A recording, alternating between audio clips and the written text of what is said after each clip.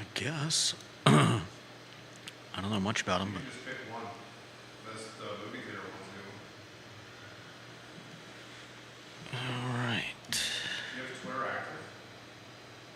Uh,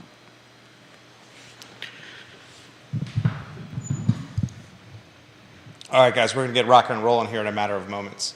You need to check Twitter there, J-Dubs. I Or know. X, I guess is what it's called now. I also want to start live streaming to the Threads app, too, in a matter of, I don't know, maybe this week. Let me know when Twitter's live so we can get got multiple audience members that are DMing me on Twitter about that. Guys, take a look at the screen for today's headlines. We got a lot of news on today's show. And we're going to cover it. East High Street is got sidewalk construction going. City manager sent out some sent out a notice to neighbors in that area about East High Street. Give me a thumbs up when Twitter's active, if you could, please, sir. Oh, it's active? Fantastic. Thank you, Judah. And the next 3 weeks, a sidewalk is being built on East High Street. We'll talk about that today on the I Love Seville show and what that means for passerbys. I've often called East High Street the most underperforming corridor in Charlottesville city limits. The construction of this sidewalk is going to help with that, which I'm very excited about. Give the show a like and a share. Ginny Who, thank you for liking us on Twitter. If you're watching on Twitter, give me a retweet. That would mean the world to us. Facebook, like the show, share the show. Take a look at the headlines on what we're going to cover today. A lot of news. The movie theater sold to a company out of Austin, Texas. Judah's a big movie fan. I'm a big movie fan. The future of theaters, though. You bullish or bearish on the future of theaters, Judah? It's hard to be bullish. Yeah. I mean, it doesn't look good. It does not look good. All right, Georgia Gilmer, hello. But I think the same holds for a lot of industries right now. Ooh, write down the ones that you're worried about. I want to get in that big, beautiful brain of yours. I want to unpack that statement over there. Give us a tease of what you're talking about. Viewers and listeners, like and share the show anywhere you're watching. Like and share the show.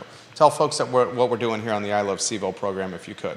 What are the other ones you're talking about, Judah? I mean, I don't have any specifics, but I mean, come on. You want to talk about Charlottesville and what was it? Chipotle raising prices in California. Yeah. And I don't know. It feels like something's changing. Stuff's just not working for a lot of companies like the way it used to. Yeah, are we in a different time? I don't know. It's just. Why don't we lead with that? Take a look at the screen. Darden School got its biggest donation in history. We'll talk about that. Albemarle County Public Schools, their attorney, Russ Holden, is retiring at year end. We got 1417 Emmett Street under contract. It had an asking price of $3,350,000. Tim Carson had that listing. He's a friend of the program. Zoom Charlottesville and Barracks Road is for sale. It's fragile out there. It is fragile out there. Neil Williamson, Dean Russell, Lauren and Keswick, welcome to the program. Carly Wagner, we want to pick your brain on this. Tom Powell, Bill McChesney, Vanessa Parkhill, Holly Foster, Sarah Hill Buczynski, Kevin Higgins, Jason Howard, Mr. DL, welcome to the program. Marquise Johnson, KTP, Katie Pearl, welcome to the show. Kristen Smith in the Keswick area, welcome to the show. Aaron King, let's lead with that. My wife and I and our two boys, our oldest son, he's 5.5, he loves McDonald's. Mm-hmm. You know why he loves McDonald's? Very simple reason. Because of the Happy Meals? The Happy Meal. Brilliant marketing and branding, McDonald's, the Happy Meal. So he often wants us to go there. J-Dubs, I got food, my wife got food, and our son got food. What do you think the bill was for McDonald's for 2.5 people? Let's see. I'd say it was $20. $30. 30? How much you guys eating? Quarter pounder meal for me. Fries and vanilla shake, quarter pounder meal with a Diet Coke for my wife, and our son got a Happy Meal. That's it. $30. Let's talk about that on Charlottesville. Let's talk about that in regards to Charlottesville and what was in your brain right there. Let's rock and roll when you're ready. Quiet on the set.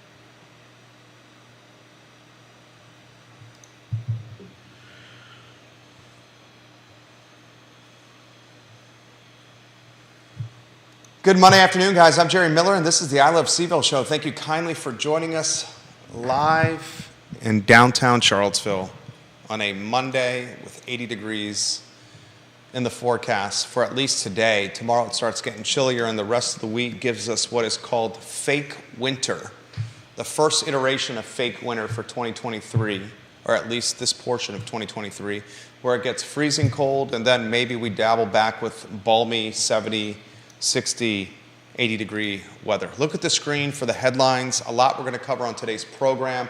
I want you to support Reed's Grocery Store on Preston Avenue. They are in a very tight and precarious pickle right now when it comes to staying open. And I've highlighted, I think, the best strategy to supporting Reed's is gift card purchases. Buying Reed's out of goods and groceries that are on the shelves may not be the best approach because it really pinches those in the neighborhood around. Check the feed there, Judah Woodcower, if you can. Gift cards. You funnel money into Reed's, you help them from a cash infusion standpoint, and you can shop later at Reed's when the groceries are replenished on the shelves and it doesn't impact the neighborhood as much. Gift cards. Feed good? I think so. Is that a yes, Judah? I'm working on it.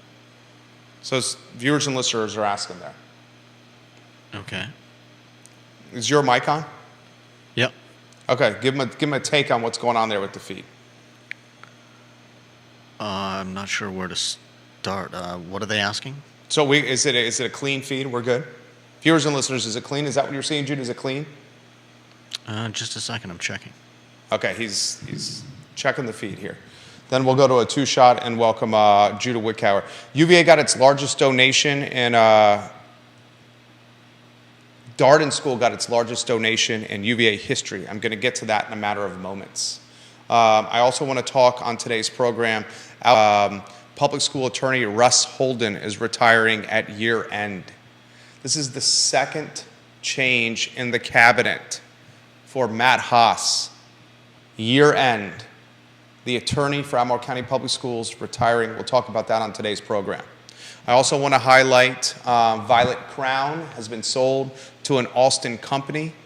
I want to talk about the sidewalk construction on East High Street that is going to make this area a very nightmarish for the next 3 or 4 weeks, but a contiguous sidewalk on East High Street is going to be very much appreciated.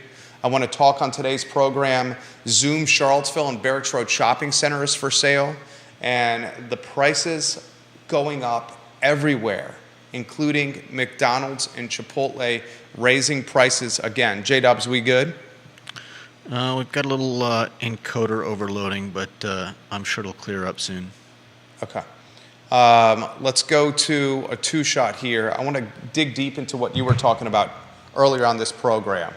Talk to me about what you wanted to unpack when it came to prices in this area, and then I said, it's fragile out there, and you said, where do you want to begin? I'd love to start with that, Judah. All right. I mean, we've seen businesses coming and going, and that I assume that will always continue. Some businesses die and make room for others, but it seems like we've been seeing a lot more of, I don't know, just across a lot of very, very different businesses, a lot of different... Take a look at the feed there. They're saying I'm frozen on screen. Multiple people. Let's fix that first before we get your take. I apologize for interrupting you. We're also seeing the branding on the studio here not correct for the I Love CVille show. But first the feed, and then we'll get to your take. Thank you, Stephanie, on LinkedIn for clearing that up for us. Kevin Higgins, thank you very much as well. They're saying the video is still, but the audio is good. Judah's on the process of clearing that up. Look, this is what I want to talk about on the program. The fragility of what's happening out there. And I want to relay it to some of the KPIs that are coming out this week. I put this on Twitter. It's a busy week for data. You have a JOLTS job data report on Wednesday. You have consumer confidence data tomorrow. You have a statement from the Federal Reserve on Wednesday, jobless claims on Thursday, the October jobs report on Friday, and 20% of the S&P 500 reports earnings this week. It's an absolute huge week for data. You are also seeing, and that's macro, that's national. From a local standpoint, you are seeing significant fragility in Charlottesville. There are a number of businesses that are come on the market for sale. Businesses like established F&B restaurants like Martin's Grill on Route 29 North for sale. Zoom Charlottesville and Barracks Road Shopping Center, Stu Rifkin put this out in his newsletter this week, for sale. Prices astronomical. I highlighted the fact that our son loves the Happy Meal at McDonald's and encouraged my wife and I to take him there. Our 11-month-old also sitting in the back seat. We got a quarter-pounder meal. My wife, I got a quarter-pounder meal with a vanilla milkshake, and our son got a Happy Meal with 6 nuggets, and it was $30. $30. I mentioned this to Judah, and Judah had a comment that I want to unpack, and we can weave you back in. It looks like the video feed's back and working, so thank you for fixing that, Judah. You said, where do you want to begin? Yeah. So, your show. I'd love to adapt to you today. Well, we've seen across industries, I mean, obviously let's start with the cinemas. I mean, after the pandemic, people had gotten used to watching movies at home. Not that we weren't getting used to it anyways. So of course, movie theaters are in trouble. There's also, I mean, we've seen, I think we've seen a glut of superhero movies, which, trust me, I don't mind. I love superheroes. I love comic books. At least I used to. But I feel like the quality has gone down. So, what are they selling? I think we got a surprise hit out of Barbie. And I saw someone talking about the fact that it was a movie made specifically for women. Whereas you've got a lot of superhero movies putting women at the front. But really, when was the superhero movie ever made for women? And so I just see a lot changing. Would we call Barbie a superhero movie? No. Coming of age? Remake of a franchise? You see a lot of movies specifically made for women. A lot of rom-coms specifically made for women. Yeah, but they're a dime a dozen. Barbie was fairly, I think, innovative, and I haven't seen it, but apparently well written, well acted, and it certainly caught a certain zeitgeist. Whereas you see, a lot of superhero movies pushing, strong women, which is fine, but which is great. Yeah, it's great, but if you don't have a good story, and if you don't have a good writer and good actors and actresses, then it pretty much just falls flat. And the point being that I think movie studios are making as many missteps as they've ever made. The problem being that this is as you said, a very fragile time. So that's hurting the movie theaters. And you've got fast food places raising their prices.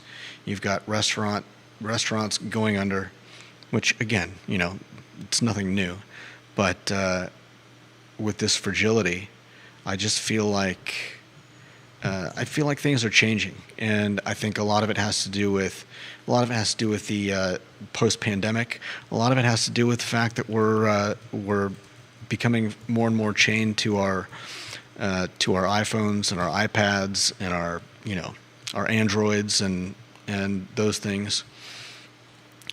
And let's put this on screen. Put a lower third. How fragile is the economy? How fragile is the economy on screen for a lower third? That's what I want to talk about. And this is going to be the theme of today's program.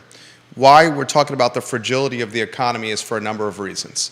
And you can rotate these lower thirds through. If you could please, sir, after you keep that one up for an extended period of time. I'd like for you to rotate the Violent Crown lower third. I'd like for you to rotate the Zoom Charlottesville lower third. And I'd like for you to rotate the McDonald's and Chipotle lower third. Those three are tied to the economy. Okay? So McDonald's and Chipotle raising prices again. The McDonald's and Chipotle raising prices are tied to a fast food wage increase of $20 an hour, which will start in California in April. It's no secret that food and beverage businesses, restaurants, employ frontline workers.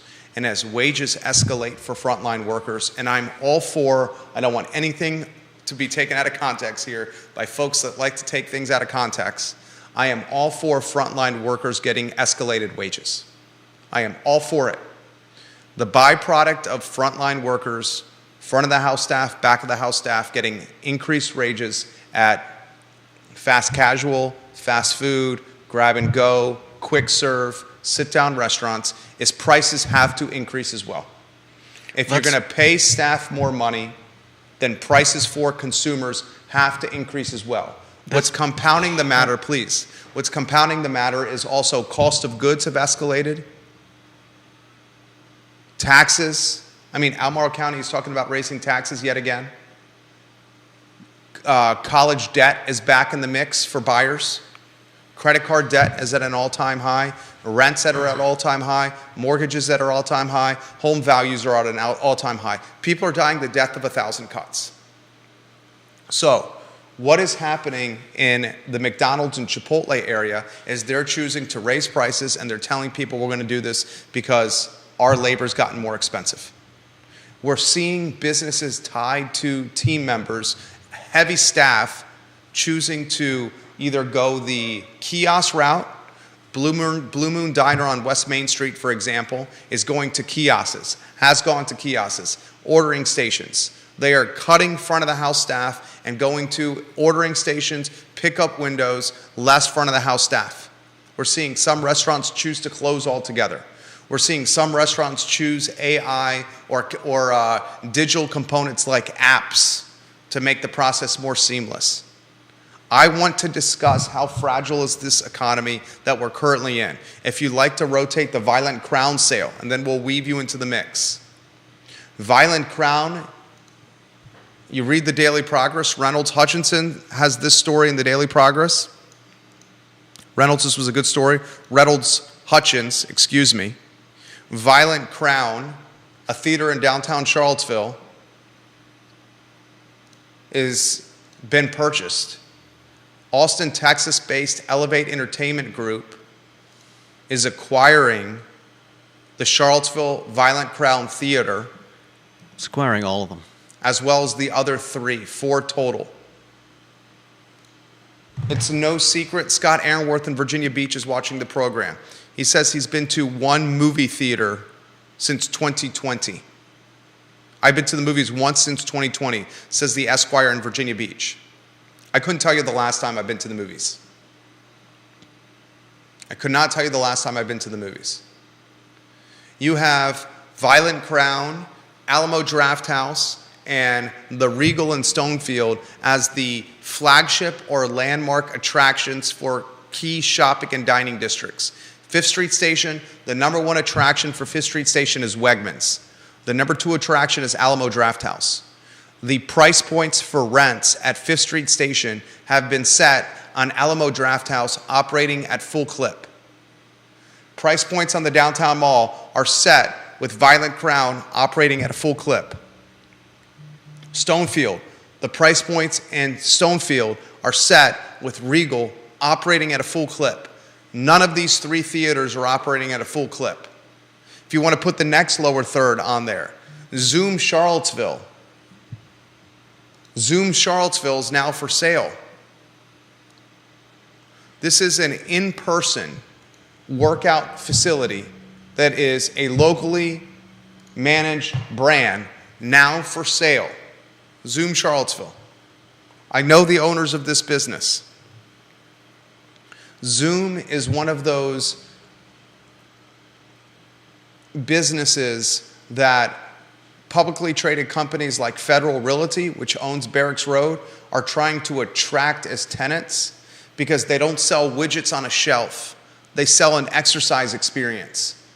It's like Orange Theory or the Stretch Lab or yoga or cycling. They're not selling widgets on a shelf. They're selling in experience. Zoom Charlottesville now for sale. I'm curious of your take, Judah Wickhauer, on this. I want you to jump in with some conversation as well. I'll get to the viewers and listeners here in a matter of moments. Kevin Higgins says, I think the future holds AI superstar actors that aren't even real. Hollywood should be very, very nervous. You see this on Instagram. You can follow Instagram accounts that are based on models doing photos of themselves in bikinis and luxurious places, wearing stylish clothing, and it's not actually human beings. It's AI versions of themselves. I talked about this weekend how my wife and I and our 5.5-year-old son spent $30 at McDonald's for 2 quarter-pounder meals and a Happy Meal. And McDonald's and Chipotle are both saying prices will escalate even more. How is the locally owned business going to be able to keep up with this? You got a grocery store on Preston Avenue in Reeds that is basically saying we cannot afford to stock the shelves at the full level we're supposed to. Please bear with us. You have folks on Cherry Avenue chomping at the bit for a grocery co-op in the old Kim's Market location. Multiple viewers and listeners have said, if an institution like Reed's can't make it work, how is a co-op with limited experience and even less buying power going to make it work? Yeah. You got Teeter, Food Lion, Kroger, and Giant saying our margins are so slim, we're not sure what the future of grocery is. I'm asking you this question, how fragile it is out there. And I really want to unpack what you wanted to lead with at the beginning of the show, where it's not just movies, it's other things you're seeing as well. Show is yours, Judah. I mean, we're talking about it. It's movie theaters, it's fast. I mean, you would think McDonald's, out of all the fast food chains or out of all the restaurant chains out there, would be able to make ends meet. And now we're talking about grocery stores not being able to keep going. I can't imagine how people are surprised. I mean, we've had runaway inflation, and we've had a growing gap between what people are making and what people can afford for years. It's been getting bigger and bigger and bigger and bigger and bigger, and it's not gonna stop. Nobody's, I don't think, doing anything specifically to answer the problem, right? I mean, you got a statement from the Fed on Wednesday. People are saying rate hike is not going to happen on Wednesday. Another meeting in December. It's ambiguous what the Fed's going to do in December. You got a portion of the population dying the death of 1,000 cuts, while another portion of the population, perhaps those with fixed overheads and interest rates below 4%, which were acquired at the beginning of COVID, Scrooge McDucking and swimming in money, capitalizing on stocks and equities with limited debt service tied to revolving credit. If someone right now is in a position where they do not have a lot of debt on credit cards, has an interest rate below 4% on their house, a manageable mortgage payment, and has a cash position of note, they have tremendous opportunity on their hands. For now. Why for now? Because it's not changing. Nothing, yeah, sure they've got that now, but prices are going to keep going up, and wages are not. Eventually, it's going to start overtaking more and more industries. Starting to certainly get into retail. It's certainly get into office. How is construction doing? It's certainly getting into construction. It's certainly getting into home building. The home builder, the small one without the economies of scale, is not able to build like they want to. Build like we need them to. What is persevered, or what will persevere? What is protected? I mean, anyone could talk about chips and AI, but chips and AI, chips and AI are not Main Street or Market Street or Preston. They're not Rose Hill. They're not Water Street. They're not Belmont Avenue. They're not 250. They're not Pantops. And how does it help us? I mean, sure, who is it? Google or Windows or Microsoft or somebody's going to, pump $1 billion into AI. But how does that help us? How does that help anyone out there? I mean, multiple people, Kevin Higgins says with AI, you're going to see movies without humans in it to cut down on budgets of movies. Who needs to pay, and rotate that lower third to the fragility of the economy if you could. Who needs to pay $50 million for Tom Cruise to do Maverick or whatever the payment was? It was an astronomical amount of money. When you can get a Tom Cruise lookalike with AI acting in his stead. In his stead. Judah's quick to correct me on that. What's that? Scott Aaronworth says a Big Mac will cost at least $10 in the beginning of 2030. I think a Big Mac might be flirting with $10. Jason Howard made this comment. He went to Five Guys. Jason, I hope it wasn't just one person. He went to Five Guys the other day. He got a burger, he got fries, and he got a milkshake at Five Guys, and it was $27 before taxes. That had to be some other people. Please tell me there were some other people with you. Jason Howard, the king of Rio Road. Scott Aaronworth says, what is Citizen going to charge? Who can afford that number? Not the average customer. Citizen's about $16, $17, $18 for an entry burger on the downtown mall. I think Five Guys is about that now. Last time I went in there, I thought, oh man, I can't wait to eat a big, double cheeseburger from Five Guys. Looked at the price and noped out. Five Guys price point. We'll tell it to you right now. What'd you get? Bacon cheeseburger? You mean what didn't I get? Bacon cheeseburger base is going to cost you $12 and change. Scott, to your point about what Citizen is going to charge, Citizen will still be popular if the other restaurants on the downtown mall also escalate in price point, and they have to. So as the other restaurants on the downtown mall escalate in price point, Citizen will still have demand because it will be the entry price point for sit-down eating on the downtown mall. Because it's still a burger place. Because it's a burger place. How many of the businesses just say we need to pivot away from front of the house staff and go to a pickup window? Like Blue Moon Diner has done. Like Moe's on Ivy Road. The Ivy Provisions model, the sandwich shop. Like Wayside Fried Chicken. Is that what we're looking at from a future standpoint? Talk about office space. Take a look out there on what office space is from an availability or vacancy standpoint. It's a plethora of availability. A lot of people make the argument or make this statement, just convert the office space into housing. That does not work that way.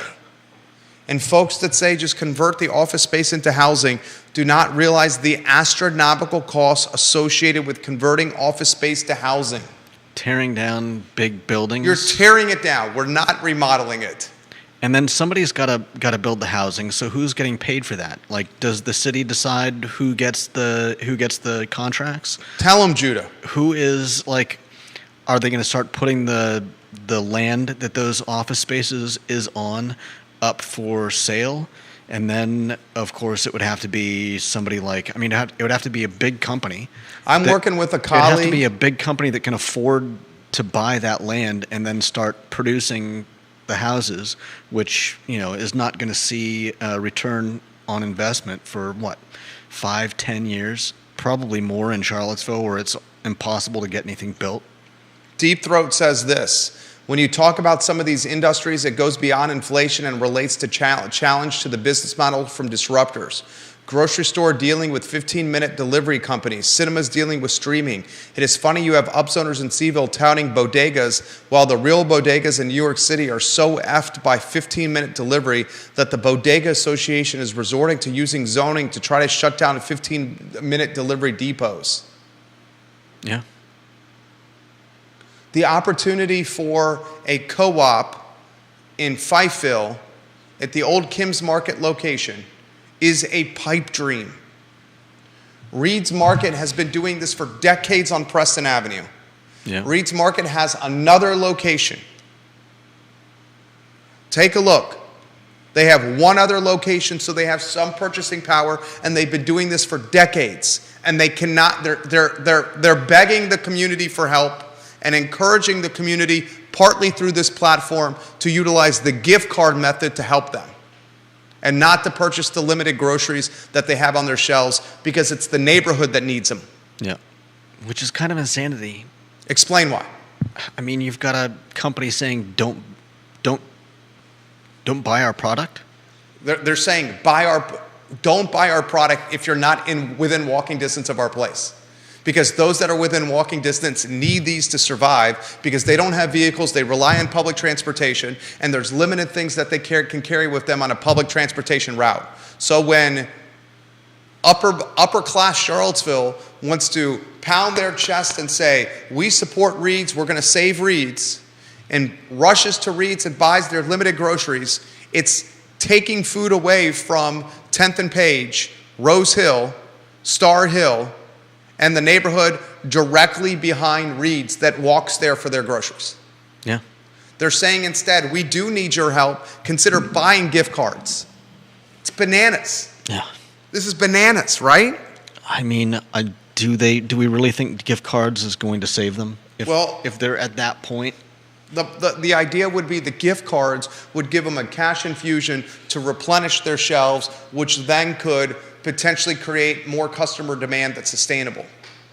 Yeah, I understand. I just You're asking, is it a Band-Aid? That's a lot of gift cards. I don't know how much they need to buy to replenish their shelves. Can they just not afford to get the next shipment?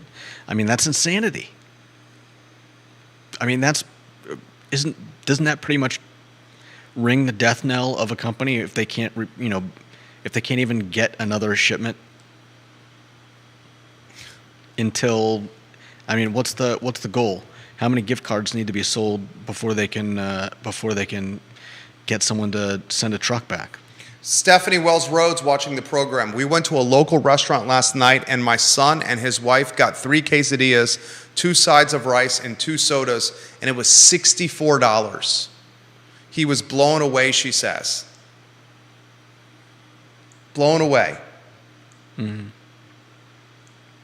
Bill McChesney says, I stopped at a Burger King in Lexington recently after riding the 611 train from Goshen to Stanton and back. The dining room was closed and there were 2 people working the drive-thru, 2 Whoppers around $15. Go to the McDonald's on Pantops. That's the one we went to on our way home. There is no one working the front of the house of McDonald's.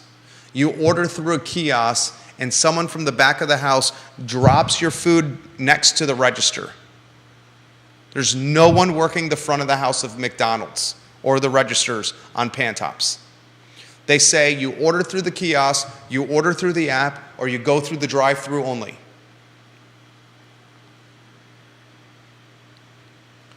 Fragile is how I would characterize things. Yeah. Fragile. And you cross your fingers that Powell's not going to do a rate hike on Wednesday. I don't think he will. But December, who knows? Because the data is continuing to come in hot. It's bananas. And you say we hope he doesn't do a rate hike, but if that, I mean, that's in service of taming the inflation, right? He's doing the rate hikes to put inflation in check. This is where Judah Wickower makes the argument he needs to do the rate hikes, no doubt about it. Let's just get this all over with and move on. I mean, Mr. DL, your thoughts. Ginny Who, your thoughts.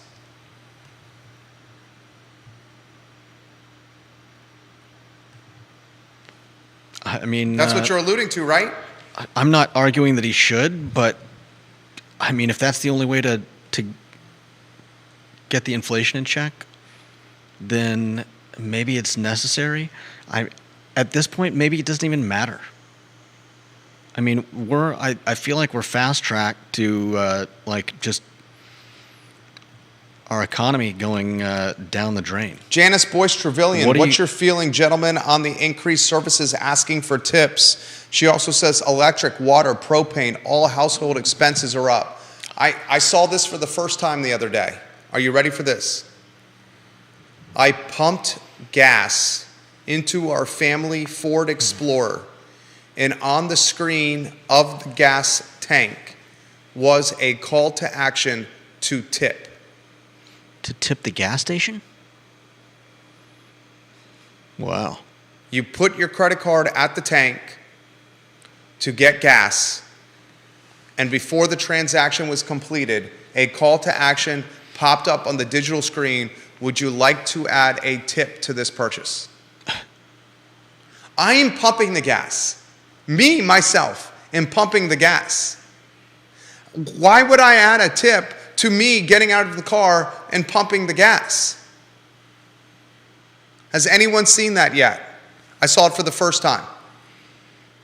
I always pay inside, so.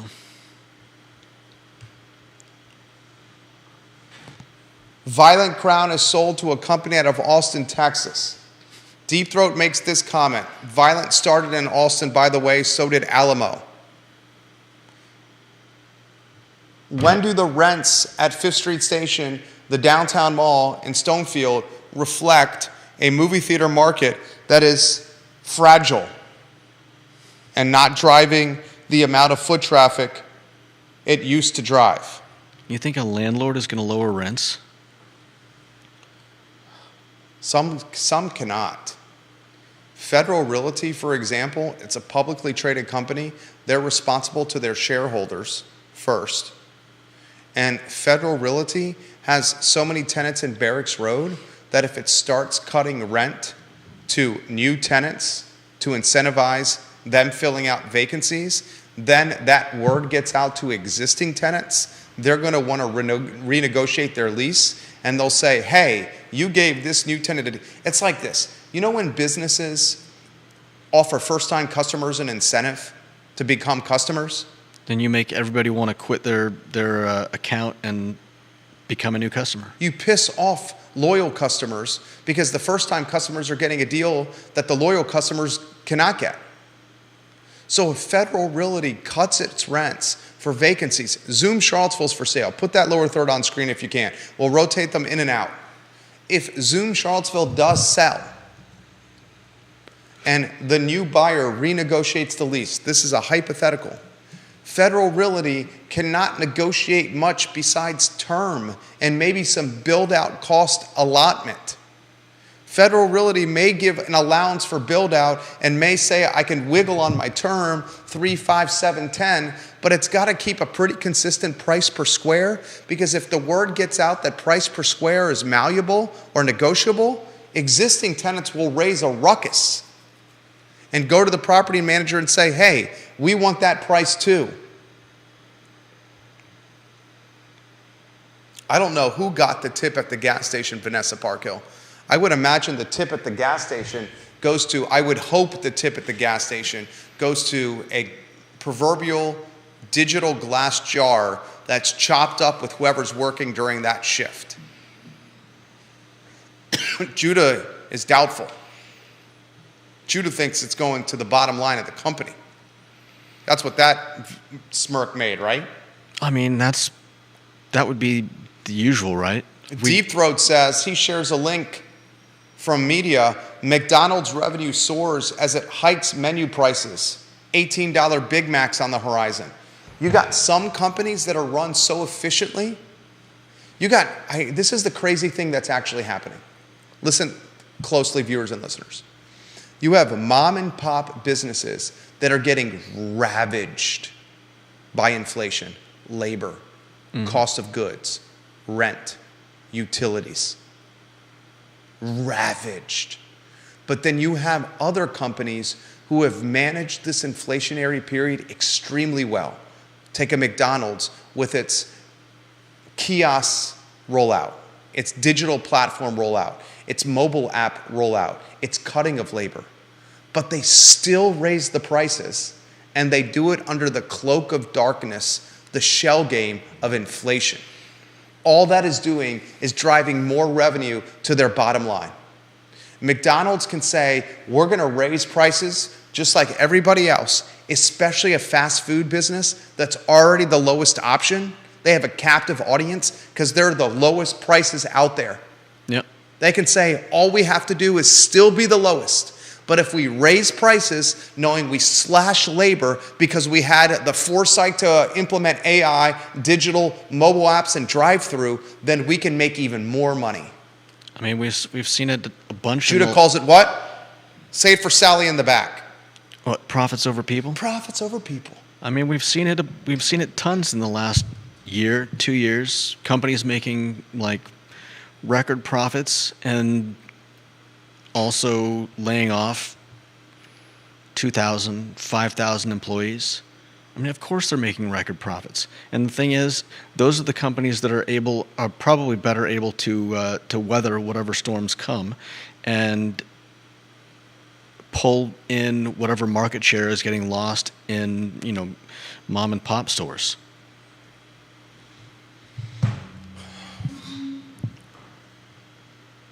I mean, I hate to say it, but how long before we're mostly big box brands?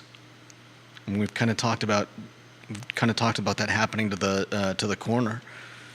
How long are we to a completely self-serve model?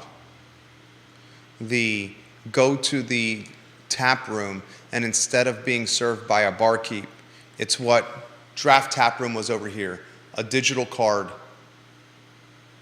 purchased from one employee, and then you take the digital card and you shine it over a tap, and the tap knows exactly how much beer to dispense. And it's up to you to have the foresight into the common sense to tilt your glass a certain way so the head from the beer does not take up 50% of the liquid poured in your cup. I was watching people at Draft Tap Room, and I love the Draft Tap Room concept. I can't wait for Draft Tap Room to open again. Yeah. Stefan, open Draft Tap Room again, No Stefan. doubt. Licking Hole Creek he owns. Fellini's he owns, Stefan. He bought Ace Biscuit and Barbecue. He loves happy hour at Marigold. Open up Draft Tap Room again. I would watch, as I was at Draft Tap Room, people get one of those digital cards, fill it up for $8 or $10 so they can get like a Duck Rabbit Milk Stout, and then take their 16-ounce glass and literally put it flat below the tap, flash the card, let the beer pull into the glass, and they didn't have the sophistication to tilt the glass, so all the beer did was pour into the glass, overflow with foam and head, and it stopped literally at the allotment of beer that it was supposed to give. And then when the head settled down, it was half full. I didn't realize you put money. Well, when I was going, you didn't put money on it. But Tilt it. Tilt it. If there's Tilt it, folks. yeah, that is just a Darwinism, poor beer survival of the pour. fittest. But until they start pouring the head out, they're not losing any money. If the head overflows from the cup, they are. Well, yeah, that's what I said. Yeah. Tilt it. That will help you pour a better beer. That will help But, you pour better beer. But I want to put this in perspective. Put the UVA Darden Gets largest donation in history on screen. What's happening is not impacting everyone. Well, of course not. You got this incredible donation. This happened late last week. David Lacrosse and his wife Kathleen updated their gift to the Darden School of Business to more than $100 million. The Lacrosse family made an initial gift of $44 million this past October, Judah. Then, late last week, they took that $44 million from last October, this past October, and pushed it over 100 million. This is the largest gift in the Darden School's 68-year history and among the top 10 donations in any business school. I'll share the link to this story in the comment section of my personal Facebook page. I just did. I'll share this link to the story in the comment section of my LinkedIn. I just did. I'll share the link to this story, the largest donation in Darden's 68-year history, in the thread on Twitter of this show. I just did. I'm sharing it on the I Love CVille food page, the I Love CVille group page, and I'll share it on the I Love CVille comment section so you can read it. FYI, everyone, check this out. I just did. Over $100 million by this man and his wife generously to the Darden School. Darden, his alma mater, a 78-year graduate, 1978 graduate. He had a 10-year career at Bank of America. Then he founded Risk Management Technologies. His wife, Kathleen, graduated from UVA's College of Arts and Science in 1976. Phenomenal donation. I'm not taking anything away from his generosity, Judah. Mm-hmm. I'm not throwing shade. I applaud him. I give him props. Over $100 million donated from one couple to the Darden School. This is going to make Darden even more prestigious, even more impressive pedigree, even more popular. It's going to attract even more talent to Darden. My point is, it's an example. It's an example of adapt and overcome. It's an example of pivot and innovate. It's an example of the wealth gap widening. There was a time Carly Wagner made this comment. She made this comment last week.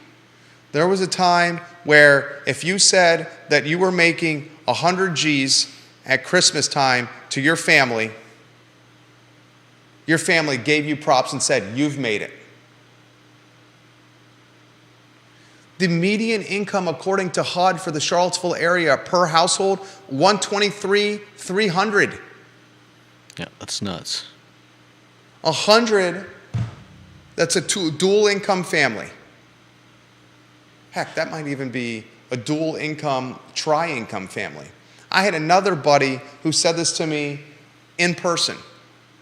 Forget 40 hours. That's why I said this a year ago, and I caught so much heat from you about this. I caught heat from a lot of viewers and listeners.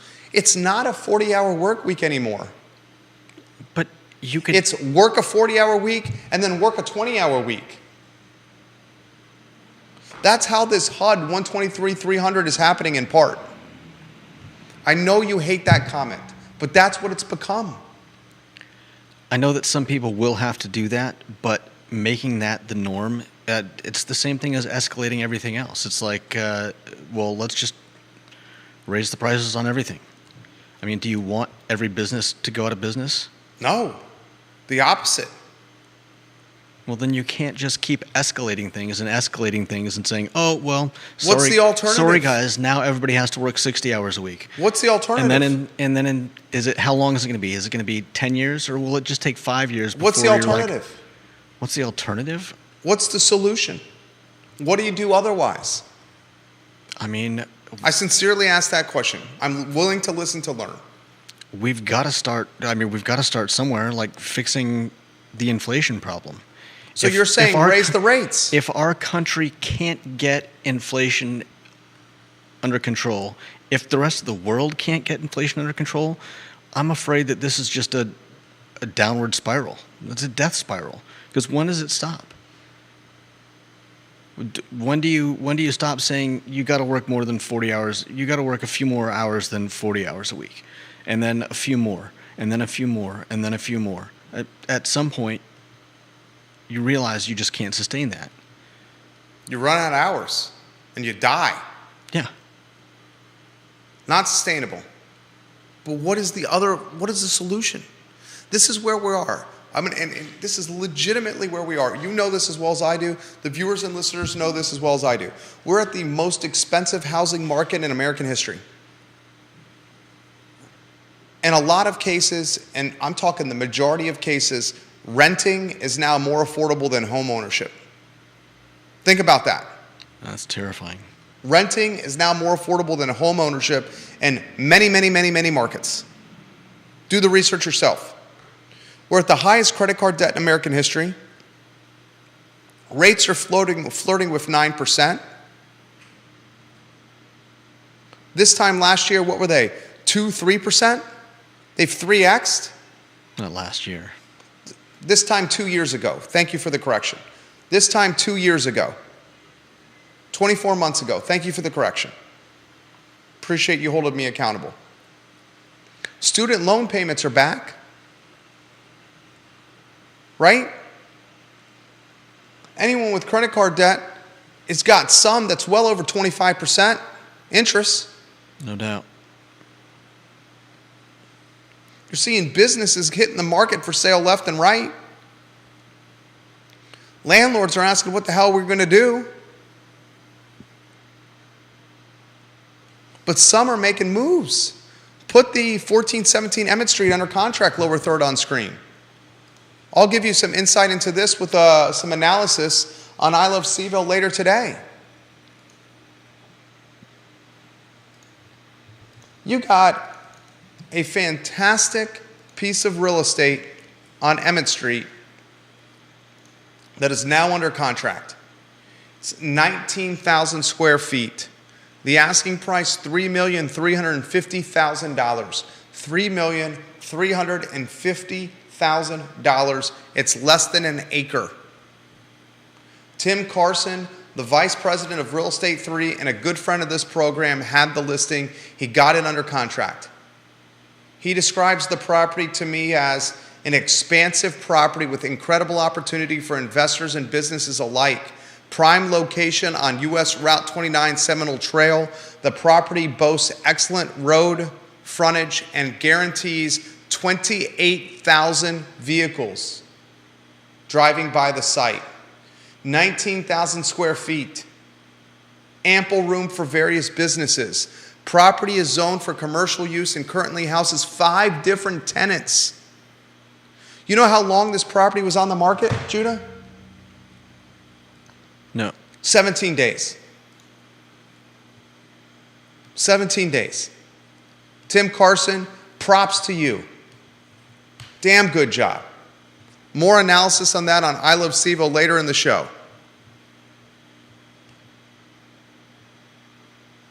Nice little commission there for my friend.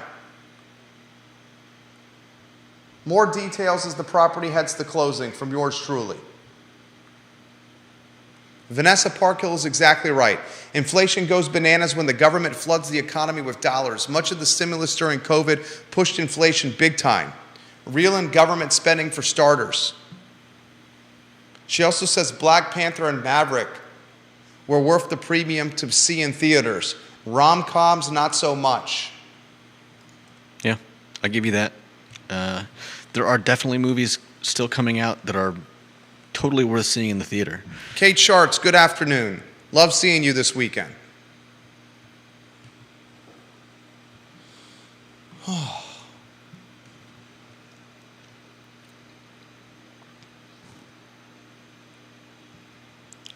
The business tied to multiple frontline workers, those have the most headwinds locally. The businesses tied to real estate transactions, those have the most headwinds locally.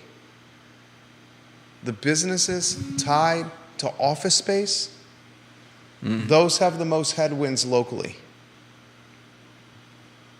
The businesses tied to selling widgets on a shelf, those have the most headwinds locally. the businesses tied to selling luxury goods, time will tell if brand loyalty or the affinity for brand will power through rising household debt. Well, if the people who are donating $1 million, $100 million to UVA are doing fine, then I don't know how much trouble that what did you call them? Luxury goods? Luxury goods. It's not just one percenters that buy luxury goods. I know that. Luxury goods are part of a lot of folks' personal identity. And a lot of folks buying luxury goods and associating them with their personal identity are not one percenters. And sadly, I think those people will probably continue to buy those things. I mean, those people will continue to buy those things whether or not it's economically feasible. I mean, you've got people spending how much? Time will tell. You got people spending how much on new iPhones? I don't know how much a new iPhone Astronomical amounts of money. is. Insanity. What's the iPhone 15 run? John Blair, welcome to the show. I'll look it up. What do you think it runs? If I put the over-under at $1,200, what would you put it? What would you say it is? For an iPhone 15, I mean, it's got to be insane, so I'm going to say over. iPhone 15 Pro Max, $1,200 before taxes. $1,200 before taxes. And you can finance it at $50 a month. Buy this iPhone for $1,200 plus tax. Let's just call it an even $1,300. Oh man. I wonder what the It's going to take you 27 months to pay off. I wonder what the interest on that is. It's going to take you, buy this iPhone for $1,300. It's going to take you 26, 27 months to pay off. It's now longer for you to pay off an iPhone than it was for you to buy a brand new car during COVID and pay off month to month. We bought a new car, Explorer Platinum, during COVID when the world was falling apart. We bought our house during COVID when the world was falling apart, and a brand new car during the world was falling apart. It was the Warren Buffett mindset. Be greedy when everyone was scared. No one was willing to buy real estate. I said to my wife, we're going to buy it right now because demand is at an all-time low and we're going to get a deal. In the beginning of COVID, dealerships, manufacturers were saying, we will pay you to buy a car. We will give you a deal where it's no interest for 3 years. In the beginning of COVID, buying a new car was buy a new car, you get it 5 to 10% below SMRP, and we will give you no interest and zero down payment for 3 years just to get these damn things off our lot because it's a ghost town around here. I'm like, let me understand something. There can get a car with 0 miles on it. I don't have to put any money down, and as long as I pay it off within 36 months, this car is interest-free and it's discounted versus what it was 4 months ago? And they had commercials running everywhere. I was like, okay. You know what the biggest mistake I did? Not buying 2. There it is. I effed up. I should have bought 5. I should have bought 5. Because 12 months later, I could have gotten those other 4 and sold them for 25 to 30% above what I purchased them for 12 months prior. Yeah. I tell my wife that, ask her. I said I should have bought 2. No money down, no interest for 3 years, brand new cars with no miles on it during the beginning of COVID. Remember when the used car market went bananas? Yeah. You couldn't buy a used car for less than a new car. Bingo.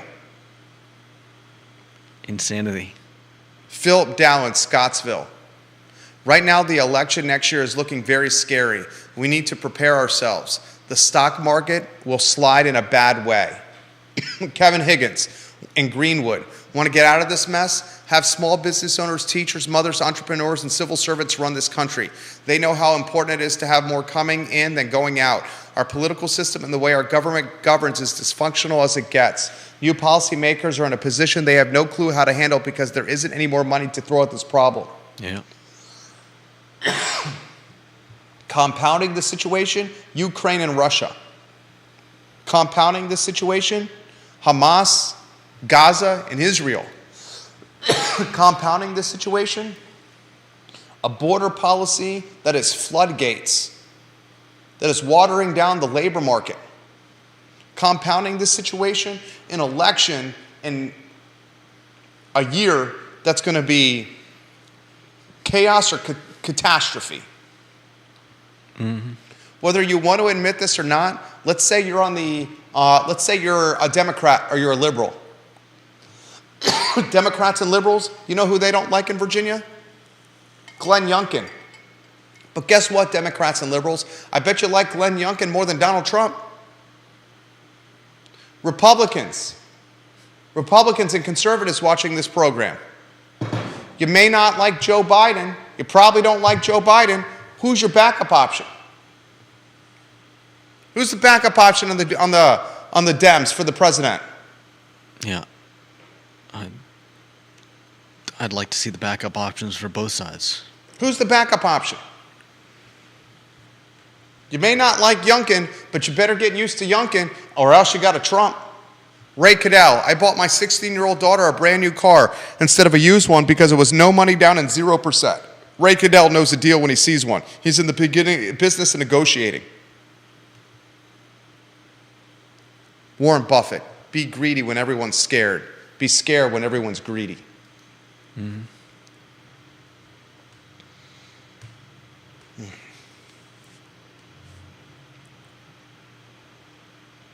Deep Throat. I think people fail to understand how rate hikes are supposed to work. Rate hikes are supposed to cool down absorption. So one way that works is that high rates suppress home building even though there is demand for homes. That's what cooling down demand looks like. The alternative is to cool down demand by fiscal consolidation, i.e. government spending less. Good luck with that under the current administration. Under any administration. Some administrations more than others.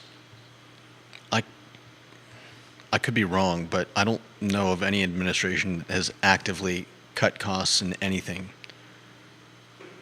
It's a question for someone above my pay grade. Yeah.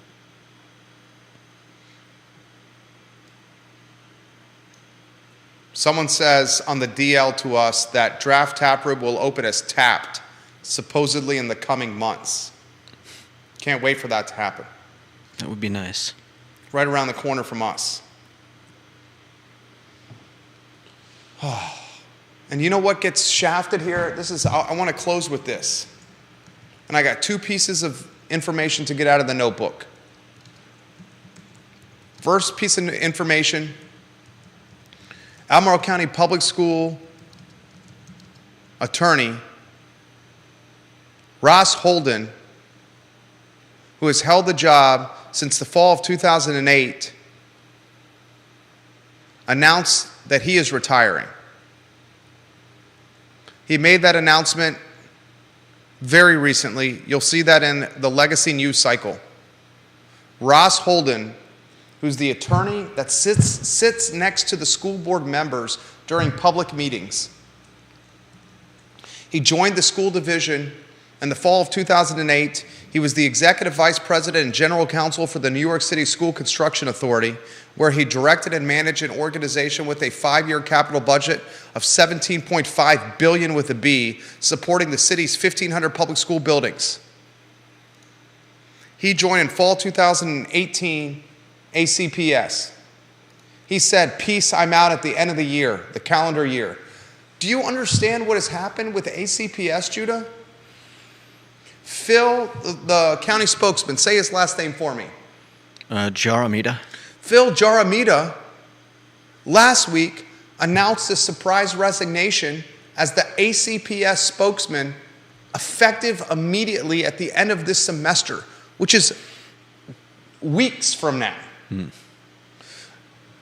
The very next week, the ACPS attorney, Russ Holden, has announced his resignation effective at the end of the school year.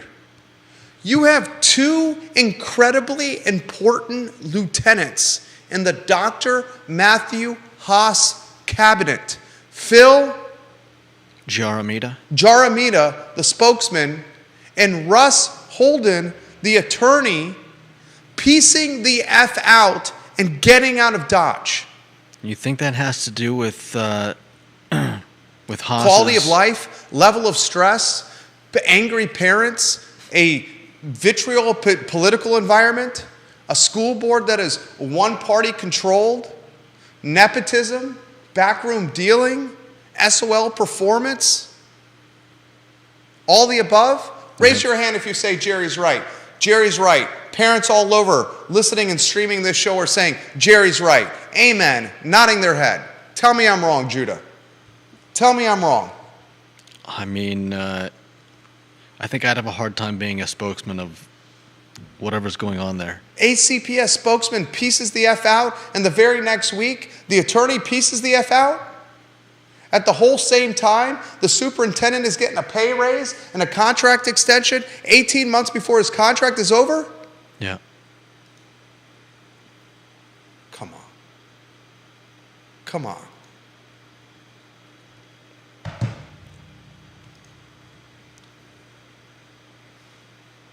And I'll close with this. You know who this impacts? You know these inflationary periods, this labor issue, this cost of goods issue, this escalating rent issue, this debt service issue, this housing affordability issue, this school issue? It impacts families and kids. Yeah. Put your hand in the air and wave it around if you don't care about not having much to do with your kids in this town, in this area. Or you take your kids. You don't have any kids. You know a lot about kids. You're an easygoing guy. You'd be a hell of a dad. Thank you. Or you take your kids in the Charlottesville area for things to do. Seriously, viewers and listeners. It's a good question. No more ice rink. No ice rink. Never had a roller skating rink. No roller skating rink. I've told you before that Charlottesville. Movie theaters are astronomically expensive. How much are they going to take 4 kids to the movies? You can only take your kids to the movies so many times. Right. There's only so many movies out. And parents want to get their kids off screens. Where are you going to take your kids? Seriously. Don't ask me. I've always felt like Charlottesville was masquerading as a, what do they call it? A world-class city? I'll tell you what Charlottesville is. Austin, Texas, Vail, Colorado, and Greenwich, Connecticut had a menage a trois, and they birthed Charlottesville. That's what it is. I don't know about that. Austin, boom shakalaka with Vail, boom shakalaka with Greenwich, and Charlottesville got birthed. Kevin Higgins says, I'm not taking my kid to McDonald's. That Happy Meal is going to cost you 10 Bs. Vanessa Parkhill says, kids, sports, and scouts are fantastic activities. Yeah. Sports are what we're doing with our boys. That's the Monday edition of the talk show. We will continue some of this discussion on the Tuesday edition of the I Love CVille show. I'm going to give you a thorough analysis of the $3.350,000 Emmett Street deal on ilovecville.com later today. If you're not signed up for the I Love CVille newsletter, you're missing the news as it comes out. What's the URL? ilovecville.com. Was it /e-news? I think it's e-newsletter. ilovecville.com /e-newsletter. Sign up. It goes there first. Judah, job well done. Any closing thoughts? You're looking sharp in the Alfred suit from Real Talk. Thank you. Thank you for joining us, guys. Back Tuesday, 12:30. So long.